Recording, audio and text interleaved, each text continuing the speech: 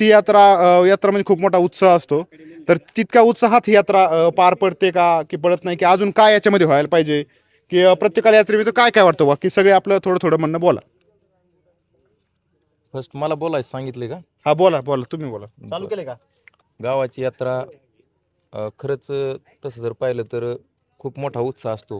परंतु आपल्या गावामध्ये काही अडचणी येतात.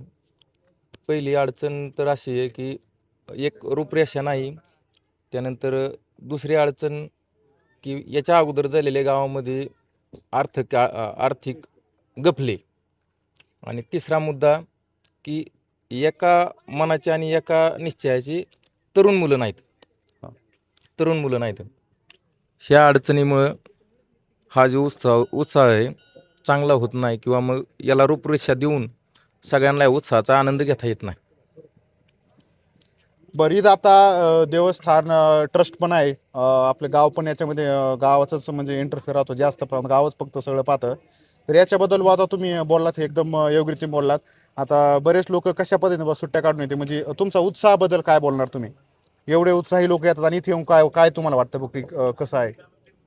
उत्साहाची जर रूपरेषा व्यवस्थित असेल, जसं अ, म्हणजे 4 दिवसाचा प्रोग्राम जर अ, व्यवस्थित सांगितला किंवा बनवला, तर त्याप्रमाणे प्रत्येक कॅटेगरी, जसं महिला वर्ग असेल, मुलं असतील, तरुण असतील, आणि त्याच्याबरोबर देवाचे काही विशेष प्रोग्राम असतील किंवा मनोरंजन असेल, अशा प्रत्येक 4 किंवा 6 अशा दिवसाप्रमाणे त्यांना एक व्यवस्थित स्वरूपात ठेवून प्रत्येक सण किंवा म्हणजे प्रत्येक उत्साह, प्रत्येक कार्यक्रम व्यवस्थित त्या रूपरेषेने होऊ शकतो. जर सर्व तरुण व्यवस्थित असतील किंवा एका विचाराने जर होऊन पुढची आराखडा बनवला, तर पुढच्या वर्षी हे होऊ शकतं. अतिशय उत्तम प्रकारे फौजींनी ते फौजीत गावातले, तर अतिशय उत्तम प्रकारे ते त्यांचं मनोगत मांडलंय त्यांनी. आणि नक्कीच गावामध्ये बाहेरून लोक सुट्ट्या टाकून येतात. यात्रेनिमित्त सगळी गावची यात्रा, गावची यात्रा. भरपूर प्रमाणात लोक बाहेर पंचक्रोशीतले पण किंवा येऊन ह्या गावातले पण आमच्या सगळे येत असतात.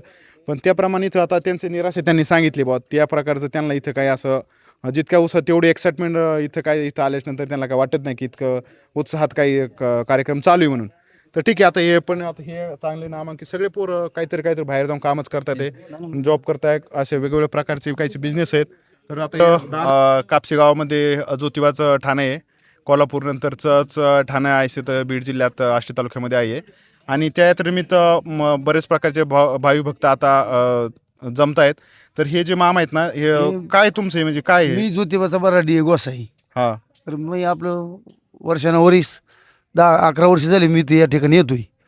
देवाची छबिना काढतो, वाजीत संबळवर डवरवर आरती करतो, पालखी समोर खाली यमाईकडे जातो. गाव कोणतं आहे तुमचं? गाव आंबळनेर. आंबळनेरचे. हा, बरं, मग तुमचे पहिले कोणी वडीलवर येत होते का? येत होते ना आमची. परंपरा आहे हा, तुमची? परंपरा आहे आमची. देवासाठी तुमची देवासाठी सेवाची? आमची ही सेवा आहे. भक्त लोक येते, त्यांच्या आरत्या करतो. ही भोपळं धान्याने भरायचं, आरती करायची. बरं काय दक्षिण देते त्यांच्या खुशीने ती घ्यायची. बरं. आता हे तुम्ही एवढं दिवशी येता म्हणले, तुम्हाला इथं देवस्थानावर काही असं विकास झाल्यासारखा की व्हायला पाहिजे, नाही व्हायला पाहिजे, काय वाटतं बायचं? चांगलं झालंय उलट. पहिल्यापेक्षा व्यवस्थित झालं. लोकांना पाय टेकायला जागा नव्हती.